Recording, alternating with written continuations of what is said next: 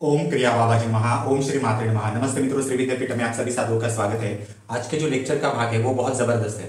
ऐसा लेक्चर, ऐसा विषय कहीं पर भी उपलब्ध नहीं है। आप कितना भी गूगल देखिए या फिर किसी भी पीठ जो भी है वहां पर जाइए, श्री विद्या, श्री कुल, श्री ललिता त्रिपुर सुंदरी से संबंधित जो ज्ञान है, ये जो गुह्यतम जो सीक्रेट नॉलेज बोलते हैं, असल में सीक्रेट नॉलेज होता कैसे है, इसका मैं आपको इस लेक्चर द्वारा कुछ चीजें बताने जा रहा हूं। नीलावंती ग्रंथ के बारे में आप बहुत सारे लोग जानते होंगे, परंतु वैसे भी किसी ने इतना उसे देखा नहीं है और वो बहुत लुप्त प्राय ग्रंथ है, जिसमें अलग अलग महाविद्याओं से संबंधित, अलग अलग शक्तियों से संबंधित काफी सारी जानकारी है। नीलावंती के पहले लेक्चर आप मेरे देखिए, फिर आपको ये सारे लेक्चर, ये नॉलेज आपको समझ में आएगा।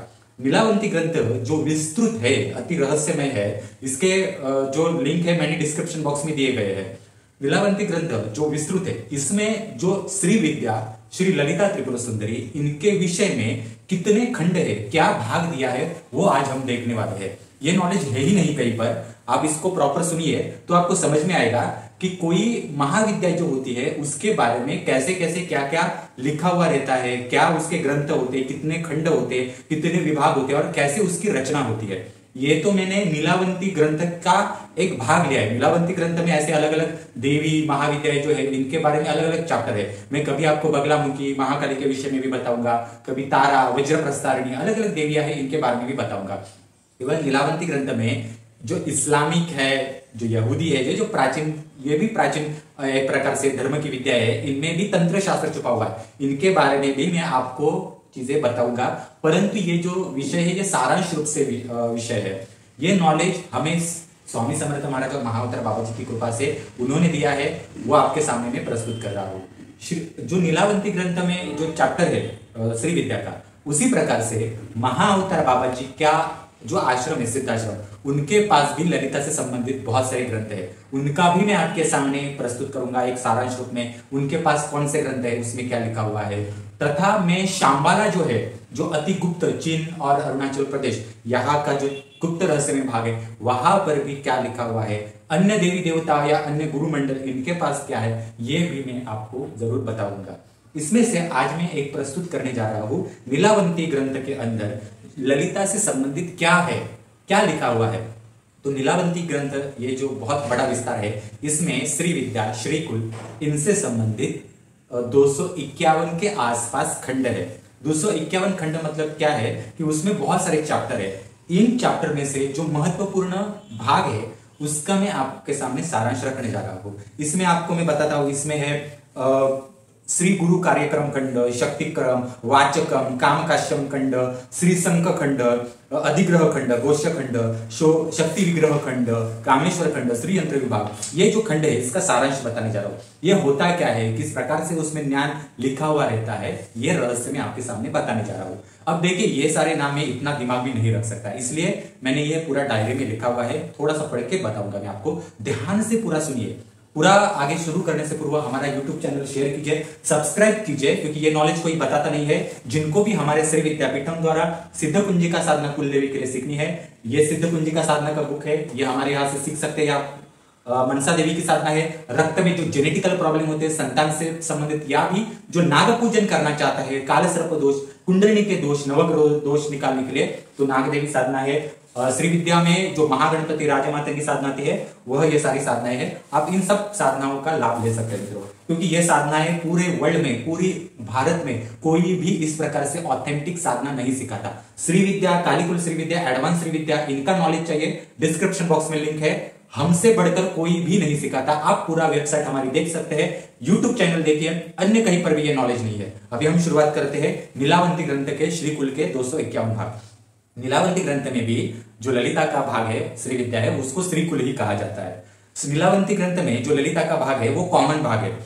कॉमन यानी क्या है कि ललिता त्रिपुर सुंदरी के बहुत सारे ब्रह्मांड है, तो अलग अलग ब्रह्मांडों में ललिता का जो समय है प्रकट होने का वो अलग अलग होता है, परंतु सारे ब्रह्मांडों की एक ही ललिता, उसका एक अलग चैप्टर होता है। जैसे ललिता त्रिपुरा रहस्य और ललितोपाख्यान, ये जो ग्रंथ है, इसमें कहा है कि ब्रह्मा, विष्णु, महेश, इन तीनों ने और बाकी देवताओं ने हवन किया और यज्ञ में से ललिता प्रकट हो गई। परंतु ये इस ब्रह्मांडी यज्ञ में से प्रकट हुई, किसी दूसरे ब्रह्मांड में कोई दूसरी कथा और दूसरे रूप से वो प्रकट होती है। परंतु मूल मूल जो ललिता है, ब्रह्मांड का जन्म होने से पहले ही जो मूल ललिता है उसकी कथा कुछ और होती है। तो एक कॉमन मेन जो ललिता होती है उसका सारांश भाग जो होता है वो पहले लीलावती ग्रंथ में आता है। अब देखिए इसमें आगे है, ब्रह्मांड की मूल माता के रूप में जो कॉमन ललिता है वो लिया है इसमें। ये मैं जो बता रहा हूं लीलावती ग्रंथ का जो श्रीकुल का चैप्टर है जिसमें 251 भाग है उसका सारांश बता रहा हूं। उसकी शुरुआत कैसे होती है, हर स्टेप में कौन सा अभ्यास होता है वो देखना है। तो अलग अलग ब्रह्मांड में ललिता अलग अलग रूप लेती है और उसे बताया गया है। अब श्रीकुल में श्री हम कैसा लिखते हैं आपको पता है, परंतु नीलावंती में श्री लिखने की पद्धति और अल्फाबेट अलग अलग है। ठीक है, जैसे अगर आप कोई नाम लेते हैं श्री तो गणपति लेते हैं, तो गणपति हिंदी और मराठी में सेम है, पर बंगाली, गुजराती, तमिली और मलयालम में अलग अलग टाइप में लिखा जाता है, परंतु वर्ड का प्रोनाउंसिएशन एक ही रहता है। वैसे श्री नीलावंत की भाषा अलग अलग है। ठीक है, अब पहला जो चैप्टर आता है मतलब श्रीकुल का जो 251 खंड है, इसमें पहली शुरुआत है श्रीकुल से संबंधित। इस पहली शुरुआत का जो खंड है उसे कहा है श्री गुरु कार्यक्रम खंड। श्री गुरु कार्यक्रम खंड का अर्थ है कि यह पहला भाग है और कार्यक्रम मतलब कार्य शुरू होने से पूर्व जो क्रम है उसका सारांश रूप से अभ्यास। श्री गुरु कार्यक्रम खंड में श्रीकुल के खंड की शुरुआत होते समय का यह पहला भाग है।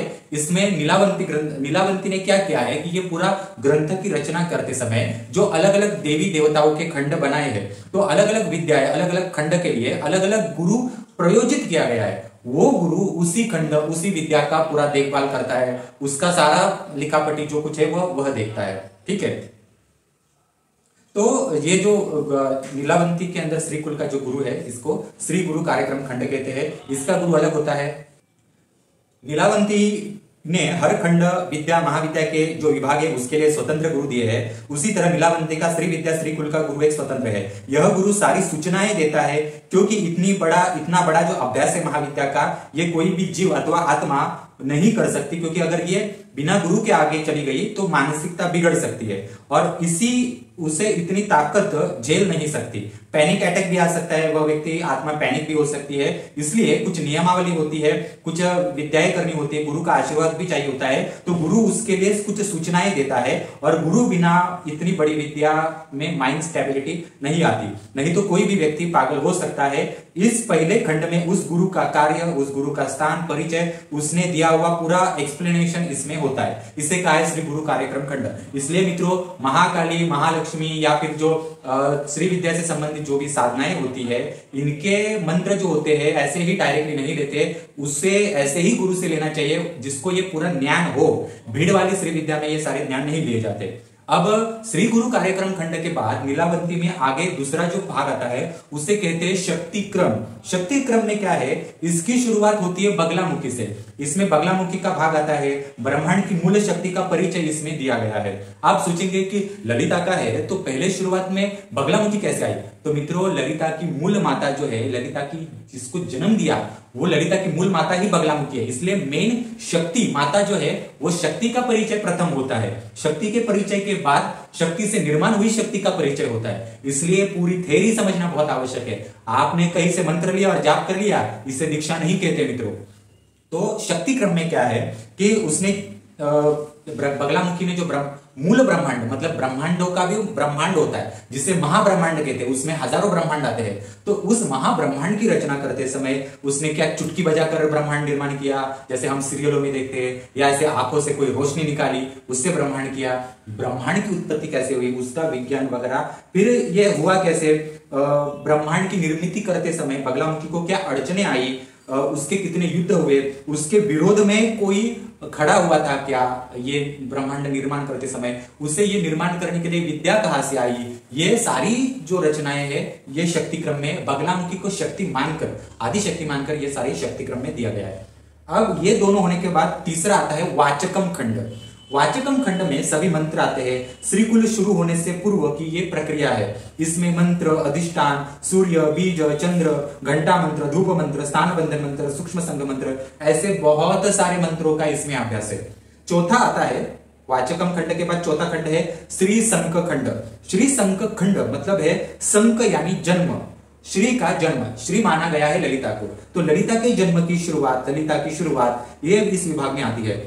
ललिता का जन्म, उसका रोल क्या है, उसका पालन पोषण कैसे हुआ, उसने कैसे सीखा, उसने बगलामुखी अपनी माता से क्या क्या सीखा, कैसे सीखा, ब्रह्मांड की रचना उसने कैसे की, मतलब महाब्रह्मांड में बगलामुखी ने ललिता को क्या दिया, ललिता ने अपना स्वतंत्र ब्रह्मांड कैसे निर्माण किए, उसमें जीवन कैसे डाला, जीवन के स्टेजेस, ऐसे काफी सारी जो ललिता से संबंधित जानकारी है वो इसमें है। अब इसमें भी जो है ना उप खंड बहुत है, मैं सारा बता रहा हूं, एक खंड के अंदर बहुत सारे खंड आते हैं।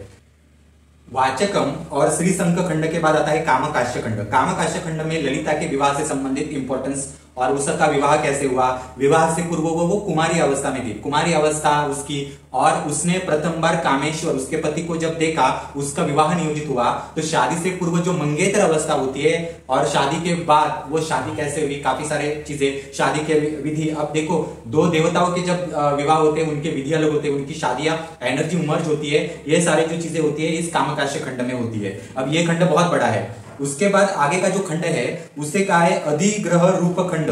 अधिग्रह रूप खंड मतलब क्या है, इसमें ललिता जब प्रथम बार माता बनी उसकी पूरी जानकारी है। अब देखिए हम सीरियलों में देखते हैं कि देवी ने ऐसे अचानक से आंखों की रोशनी से शरीर के अंदर से कोई ज्योत निर्माण किया और बच्चा पैदा हुआ, असल में ऐसा नहीं होता। हमारे मनुष्यों में भी माताएं जो होती है 9 महीने पेट में बच्चा रखती है, गर्भावस्था में रहती है, उसके बाद बच्चा जन्म लेती है। उसी प्रकार से देवी देवताओं में भी गर्भ रहता है, पर सिर्फ उनकी अवस्था अलग होती है, उनके महीने और कालचक्र अलग होता है। उसी प्रकार से ललिता का जो स्वरूप एक महाविद्या है, तो एक महाविद्या देवी कितने महीनों तक, कितने समय तक वो गर्भवती रहती है, उसमें क्या संस्कार किए जाते हैं, वह इसमें नॉलेज दिया गया है। माता के रूप में वह थोड़ी क्रोधित होती है। अधिग्रह मतलब क्या है कि क्रोध, माता के रूप में वो क्रोधित होती है, क्योंकि माता में बच्चों की बाल्य अवस्था में उनका ज्यादा ख्याल रखने का एक आकस्मिक स्वभाव होता है। जैसे देखो कुत्ता, बिल्ली या कोई भी प्राणी होता है, वह बच्चों को जन्म देने के बाद ज्यादा प्रोटेक्टिव बन जाती है।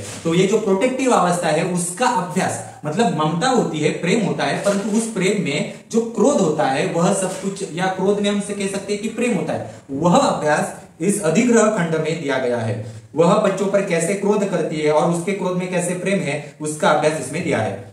अधिग्रह रूप खंड के बाद आता है गोष्य खंड। गोष्य खंड में क्या है, इसका अर्थ है ललिता अपने बच्चों को क्या सिखाती है और उनको सिखाने के बाद उनकी कार्य क्षमता के अनुसार हर एक ब्रह्मांड में या अपने राजमहल या अपने राज्य में कौन सा कार्य सौंपती है, उसका विधि, कार्य सौंपने की पद्धति, क्या कार्य सौंपती है, ये सब कुछ इसमें दिया गया है। अधिकार देना, जिम्मेदारी देना, ये सब कुछ इसमें आता है। ये बहुत बड़ा विस्तार है मित्रों। और ललिता का कोई एक ही पुत्र नहीं है, ललिता के महागणपति के साथ और 2 पुत्र है और बाला त्रिपुर सुंदरी एक पुत्री है। उस गोष्य खंड के बाद आता है बलकांश खंड। बलकांश मतलब बाला त्रिपुर सुंदरी का खंड आता है। ललिता, देखो कोई भी देवियां होती है ना, देवियां, तो उन देवियों को एक्चुअली लड़के ही होते हैं, लड़कियां होती नहीं है। बहुत कम देवियों को लड़की होती है, क्योंकि जब लड़की होती है ना, तब आप ऐसा समझ लीजिए कि देवी को अपना आधी शक्ति बांटकर अपने अंश को देनी पड़ती है। ठीक है, लड़कों के बारे में वो अलग होता है, परंतु लड़कियों में प्रॉपरली आधा हिस्सा चला जाता है, क्योंकि स्त्री से एक स्त्री अवतरित हो रही है और वही स्त्री जन्म लेने के बाद और अलग शक्ति निर्माण करेगी। स्त्री में सृजन शक्ति होती है, इसलिए स्त्री जब गर्भ में होती है किसी स्त्री के अंदर, तब उसका गर्भ का पालन पोषण संस्कार, गर्भ संस्कार अलग होते हैं, जन्म की पद्धति अलग होती है, उसका सिखाने की पद्धति अलग होती है। तो ये सारी चीजें जो है बलकांश खंड बाला त्रिपुर सुंदरी के खंड में आता है। ये भी खंड बहुत बड़ा है। इसमें बाला त्रिपुर सुंदरी का जन्म कैसे हुआ, उसके बाद उसका पालन पोषण, उसके गहने, उसके कपड़े, उसकी अलग अलग विद्याएं, ललिता ने उसे कौन से अधिकार दिए, उसके ब्रह्मांड, उसने कौन से रूप लिए थे, बाला त्रिपुर सुंदरी 8-9 साल की ही क्यों रही, उससे बड़ी क्यों नहीं बनी, वो खेल कूद कैसे करती है, ऐसे बहुत सारे इसमें नॉलेज आता है। अब ये जो नॉलेज है ये हमारे श्री विद्या पैटर्न में उपलब्ध है मित्रों। आप हमारा एडवांस श्री विद्या एसेंशियल कोर्स देखिए, उसमें आपको मिलेगा ये नॉलेज। फिर बलकांश खंड के बाद आता है शक्ति विग्रह अथवा शोक्षमांश खंड।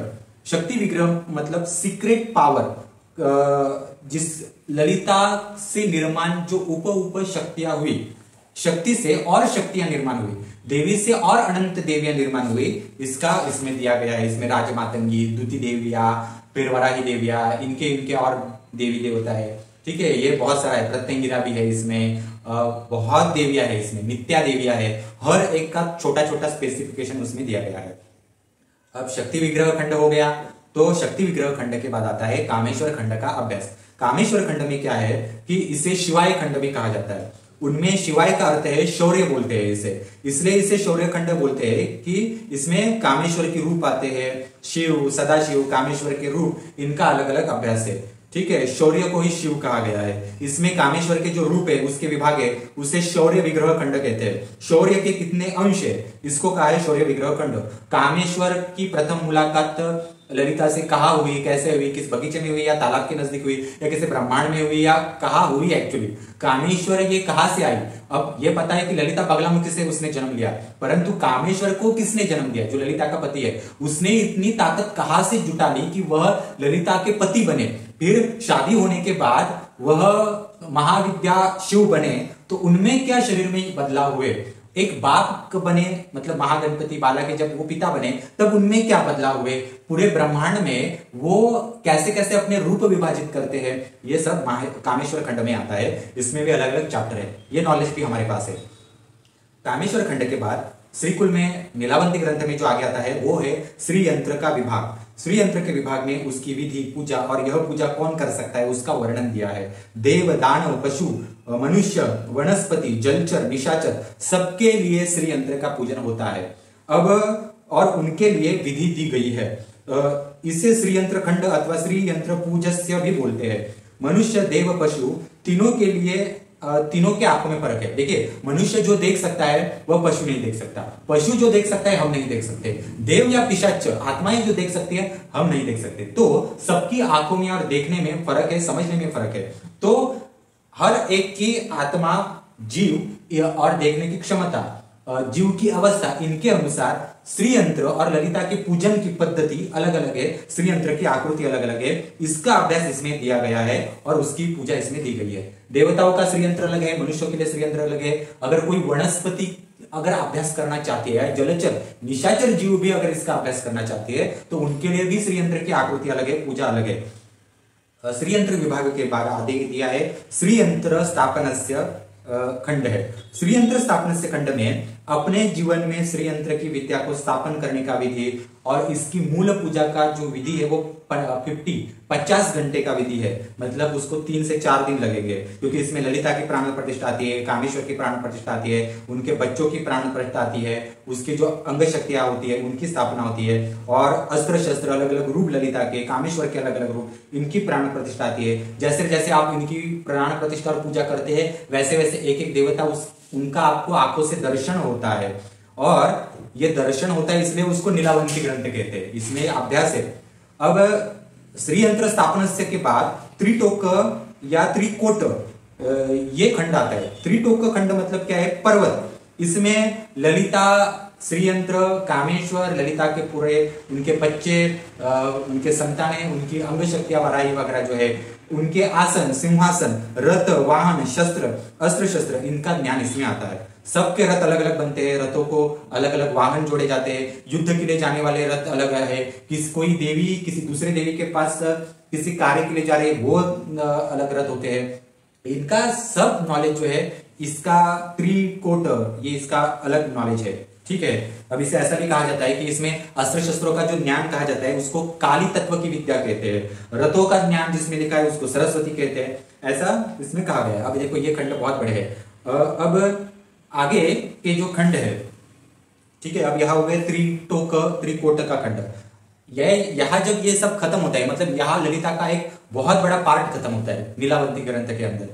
अब इसके आगे का जो पार्ट है इसमें पार्वती, लक्ष्मी, सरस्वती, उनके पतियों के खंड आते हैं। इसमें सबके रूप, अवतार, ललिता से उनका संबंध, इनकी जानकारी दी गई। मतलब ललिता से हर ब्रह्मांड में ब्रह्मा, विष्णु, महेश, लक्ष्मी, सरस्वती, पार्वती, इनकी रचना कैसे होती है, ललिता उनको क्या आशीर्वाद देती है, ललिता और पार्वती, ललिता और लक्ष्मी, इनका एनर्जी मर्ज होने के बाद कौन सा अगर अवतार हो चुका है क्या किसी ब्रह्मांड में, सब दिया है। कामेश्वर और शिव, कामेश्वर और विष्णु, कामेश्वर और ब्रह्मा, इनका अगर मर्जिंग होने के बाद कोई अगर अवतार निर्माण हो चुका है क्या, ये सारे इसमें दिया गया है। और इसमें एक विशेष दिया गया है, एक कंपास की विद्या दी गई है। कंपास दिशा दर्शक, मतलब क्या है कि हर ब्रह्मांड में, जैसे इस ब्रह्मांड में जो शिव की पत्नी पहली उमा थी, उमा के बाद सती बनी और सती के बाद पार्वती बनी, परंतु शिव की पत्नी जो सती थी उसके देह के टुकड़े अलग अलग जगहों पर विभाजित होकर वो अलग अलग शक्ति स्थान निर्माण हो गए, शक्तिपीठ हो गए, परंतु बहुत सारे शक्तिपीठ हमें पता भी नहीं है। हर ब्रह्मांड में ये क्रिया होती रहती है। तो कहाँ कहाँ किस किस ब्रह्मांड में उस धरती के ऊपर ये टुकड़े गिरे, कौन से साल में कह सकते हैं या कौन से समय चक्र में गिरे, कौन से स्थान में गिरे, जैसे हमारे होते हैं ना अक्षांश रेखांश, ये अक्षांश रेखांश जो होते हैं, ब्रह्मांड का अक्षांश रेखांश होता है अलग अलग ब्रह्मांड का, वो जो कंपास होता है, वो कंपास का यंत्र है, वो इसकी विद्या इसमें दी गई है, उसको हम ट्रैक कर सकते हैं। ये ट्रैकिंग जो है ना, ये विद्या इसमें दी गई है। तो वो घटना कब वगैरह गई थी, वो सब गणितीय रचना इसमें दी गई है, ये खंड आता है। अब इसके आगे आता है सदाशिव खंड। सदाशिव खंड में महामृत्युंजय शिव से संबंधित ज्ञान है, उसका राजमहाल विधि सब इसमें होता है। इसके आगे आता है कुंठाम खंड। कुंठाम खंड मतलब क्या है? कुंठा यानी चेतावनी, गलती की क्षमा नहीं। ये जादुई दुनिया है, संत की उत्पत्ति वगैरह कैसे होती है, हवा से चलने वाले, दूर देखना, कालीन उड़ाना, वस्तुएं गायब करना, एक बीज से एक दिन में पेड़ निर्माण करना, संत की उत्पत्ति, महापुरुष, और इनमें गलतियां करके नहीं होता, ये सब कुछ कुंठाम खंड में आता है। ये बहुत बड़ा खंड है मित्रों। फिर आता है मनकान्य खंड। मनकान्य खंड में ये होता है कि जो मन में आए वह करने वाले देवी देवता, जिसमें आता है इंद्रादि देवों का विज्ञान, इसमें आता है मित्रों। तो ये सारांश रूप में आज नीलावंती ग्रंथ के अंदर जो श्रीकुल के खंड है, इतना ही नॉलेज मित्रों। अभी हम आगे देखेंगे इसमें और क्या दे सकते हैं। हमारा यूट्यूब चैनल शेयर कीजिए, सब्सक्राइब कीजिए और जरूर बताइए कि हमारा नॉलेज कैसे लगा आपको। श्री विद्या से संबंधित एडवांस श्री विद्या नॉलेज चाहिए, कालीकुल श्री विद्या नॉलेज चाहिए, हमसे जुड़ सकते हैं मित्रों। धन्यवाद।